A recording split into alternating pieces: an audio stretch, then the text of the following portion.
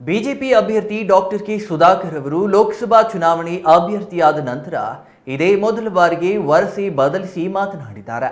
Ticket ನೀಡಿದ ಪಕ್ಷದ ವರಿಷ್ಠರಿಗೆ ಧನ್ಯವಾದ ಹೇಳುವ ಮೂಲಕವೇ ಚಿಕ್ಕಬಳ್ಳಾಪುರದಲ್ಲಿ ಮಾತು ಆರಂಭಿಸಿದ ಡಾಕ್ಟರ್ ಕೆ ಸುಧಾಕರ್, ನನ್ನನ್ನ ಕಷ್ಟಕ್ಕೆ ದೂಡಿದ ಯಾರನ್ನೂ ಬಿಡಲ್ಲ, ನಾನು ಕಷ್ಟದ ಸಮಯದಲ್ಲಿ ಜೊತೆಗೆ ಇದ್ದವರನ್ನ ಕೈ ಬಿಡುವುದಿಲ್ಲ ಎಂದು ಹೇಳುವ ಮೂಲಕ ವಿರೋಧಿಗಳಿಗೆ ಎಚ್ಚರಿಕೆ ರವಾನಿಸಿದ್ದಾರೆ. ಚಿಕ್ಕಬಳ್ಳಾಪುರದ ಒಕ್ಕಲಿಗರ ಕಲ್ಯಾಣ ಮಂಟಪದಲ್ಲಿ ಇಂದು ಸಂಜೆ ಆಯೋಜಿಸಿದ್ದ ಕಾರ್ಯಕರ್ತರ ಸಭೆಯಲ್ಲಿ ಡಾಕ್ಟರ್ ಕೆ ಸುಧಾಕರ್ ಅವರು ಮಾತನಾಡಿ, ನರೇಂದ್ರ ಮೋದಿಯವರು ಪ್ರಧಾನಿಯಾಗುವುದು ತಪ್ಪಿಸಲು ಯಾರಿಂದಲೂ ಸಾಧ್ಯವಿಲ್ಲ. ಕಾಂಗ್ರೆಸ್ನವರು ಆಗರ್ಭ ಶ್ರೀಮಂತರನ್ನು ಸ್ಪರ್ಧಿಸಲು ಅವಕಾಶ ಕೊಟ್ಟಿದೆ. ಲೀಡರ್ಗಳನ್ನು ಬುಕ್ ಮಾಡಿಕೊಳ್ಳುತ್ತಾರಂತೆ. ನಾವೇನು ಕುರಿಗಳು ಅಲ್ಲ ಮಾರಾಟಕ್ಕೆ ಎಂದು ಟಾಂಗ್ ನೀಡಿದರು.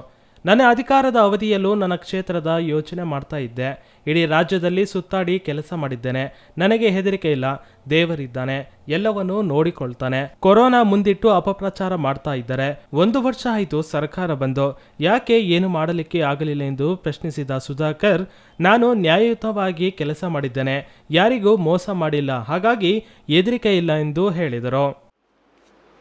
ಇವತ್ತು ಈ ವಿಧಾನಸಭಾ ಕ್ಷೇತ್ರದಲ್ಲಿ ಇದು ನಮ್ಮ ಸ್ವಂತ ವಿಧಾನಸಭಾ ಕ್ಷೇತ್ರ. ನಾನು 10 ವರ್ಷಗಳ ಕಾಲ ಪ್ರತಿನಿಧಿಸಿರ್ತಕ್ಕಂಥ ಕ್ಷೇತ್ರ.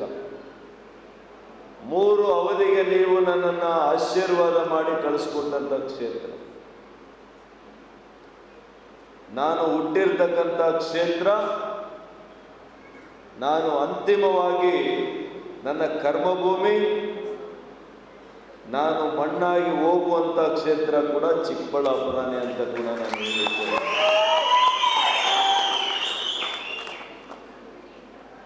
ಈ ಅವಿನಾಭಾವ ಸಂಬಂಧ ಹೃದಯಪೂರ್ವಕವಾಗಿ ಬರ್ತದೆ.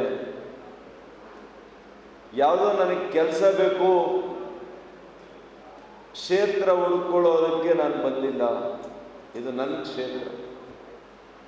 ಮಾಡುವಂಥ ಸಂದರ್ಭದಲ್ಲಿ ಎಂದೂ ಕೂಡ ನಾನು ಜಾತಿಯನ್ನು ಮಾಡಿ, ಜಾತಿಯನ್ನು ನೋಡಿ ಮಣೆಯನ್ನು ಹಾಕೇ ಇಲ್ಲ.